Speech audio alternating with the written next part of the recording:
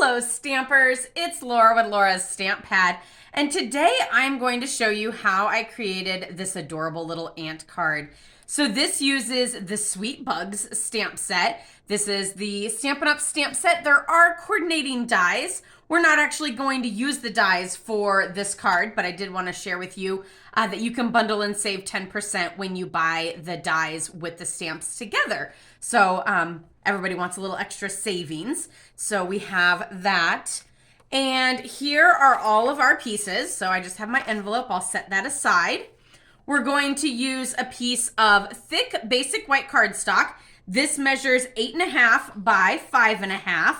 Whenever I do a card base of basic white, I like to use the thick just because I like that like stronger card base for my card. So there's our regular size card base. Again, it is 8.5 by 5.5.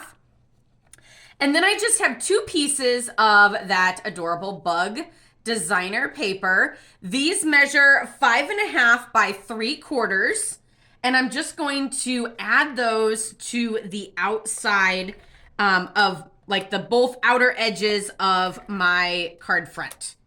So I'm gonna start with this one here and line it up with the edge. And then this one is gonna go on the other side. And then we have a piece of Poppy Parade. This measures 5.5 by 3. So then this piece is just gonna go down the center. And again, that was 5.5 by 3.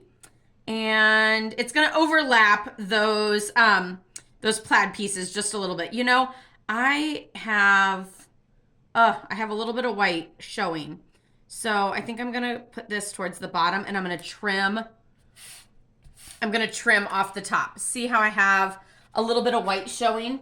It always seems like if you cut like a little down or a little to the left from the measurement, then it's off a little bit. So I'm just gonna take my paper trimmer and solve that problem right there by just cutting the card down a little bit. And then I have two more pieces of that same bug designer paper. These pieces are 2 3/4 by 2 and 2 3/4 by 1.5. So 2 3/4 and then 2 and 1.5. And one is gonna go at the top and one of them is gonna go at the bottom. And it's gonna go flush with the bottom. But it's gonna have a nice little border on either side of the Poppy Parade.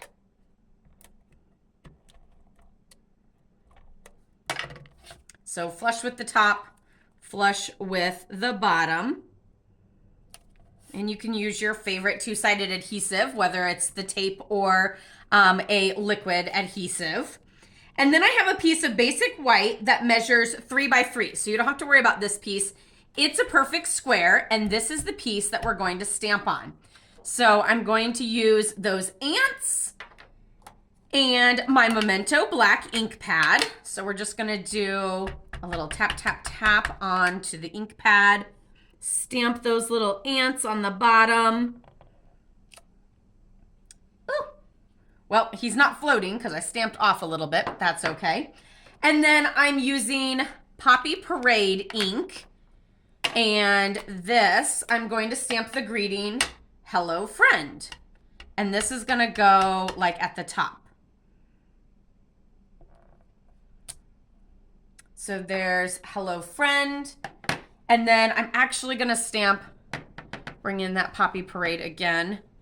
And I'm gonna stamp the little mushrooms on the inside of my card as well as on the envelope. Just for some cute extra flair. Again, we used Hello Friend, we used the ants, and then we used the mushrooms. And then now I'm just going to color these. So I actually used, I used Cajun Craze for, that one's Calypso Coral. Cajun Craze, light and dark for my ants. I really struggled with figuring out the color that I wanted for the ants. Like, I don't know, ants are like technically black, right? And like technically you could color them in any color you wish. So it was really like a struggle for me to decide what color I wanted my little ants to be.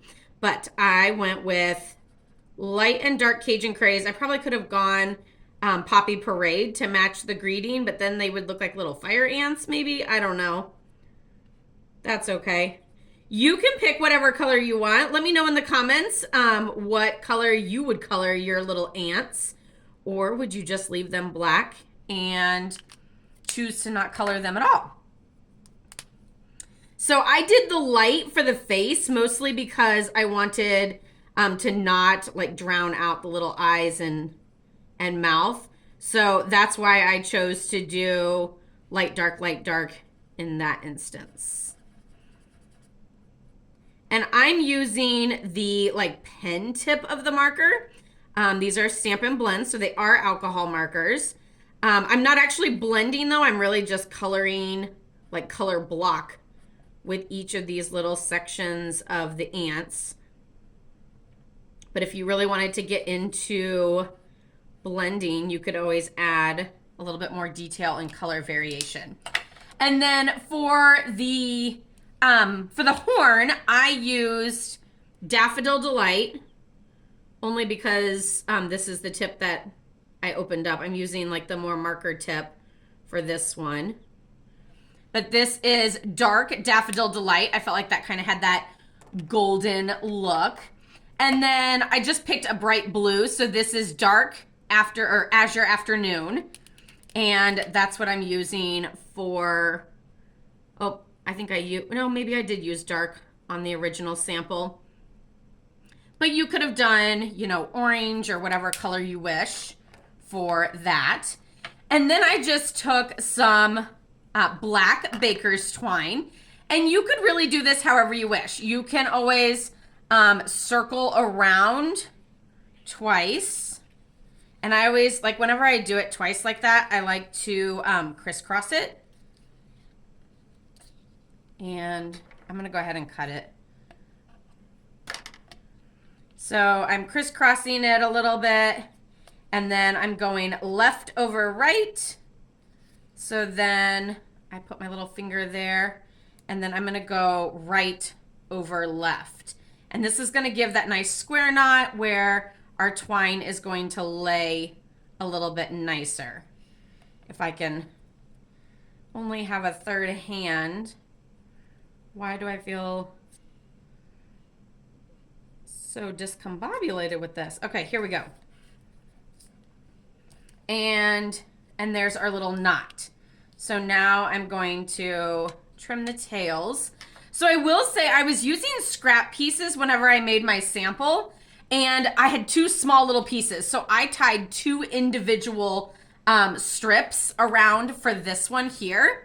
And then this one, I just did it like that. Now, if you had it too loose and you wanted it to be tighter, a little tip for you, don't worry about like trying to redo it and do it tight one more time. What you would simply do is you would take your dimensionals, and we're gonna use dimensionals on this anyway, but you would pull tight on the back and place a dimensional there, and then pull tight on this side and place a dimensional over here. And then like, it's okay if it's loose right there, because that's the back side and no one's gonna see that anyway. So it kind of fixes like my ribbon is too loose sort of concept, and nobody has to know that there's loose ribbon on the back side of your project. And because I'm a dimensional over user, I'm putting a million dimensionals on there anyway, but that's okay, because I know where I can find more. But then of course it takes forever to peel off all the backs. Sometimes I can get the kids to help me do that.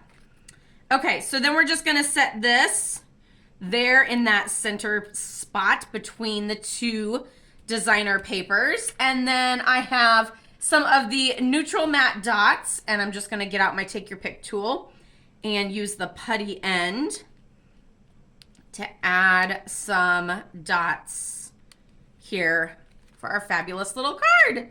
How cute is that? The little mushrooms on the inside and the coordinating mushrooms on the envelope. So I hope you guys enjoyed that little card tutorial and the dimensions and everything using the Stampin' Up! Sweet Bug stamp set. I'll see you guys all next time. Happy stamping!